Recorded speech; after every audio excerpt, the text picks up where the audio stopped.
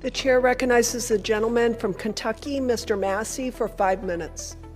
Thank you, Madam Speaker. Congress created the Department of Justice. Congress funds the Department of Justice, and Congress is responsible for the oversight of the Department of Justice. When will we see justice? I'll tell you what I've not seen. I've not seen any arrests from the revelations in the Epstien files, over 3 million documents describing horrible things, describing unspeakable things, so much of it redacted. Over 24 people have resigned, CEOs, members of government worldwide. But I haven't seen any arrests or investigations here in the United States from this Department of Justice.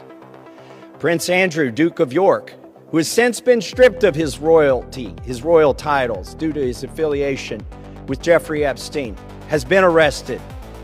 Peter Mandelson, who previously served as UK's ambassador to the United States, resigned in disgrace from United Kingdom's House of Lords and the Labour Party, and he's been arrested.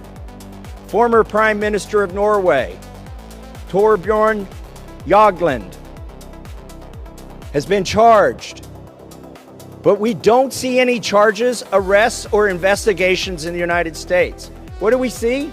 We see our FBI director celebrating in the locker room at the Olympics overseas. It's fine to be proud of this country, but we should be proud of this country because we have a system of justice that works. And yet we do not. Who are the men that should be investigated? I'll name them right here. Leon Black. You don't even have to see past the redactions to see that this man needs to be investigated. Jess Staley, accused of terrible things. It's right there in the files. Why is he not being investigated? And Leslie Wexner.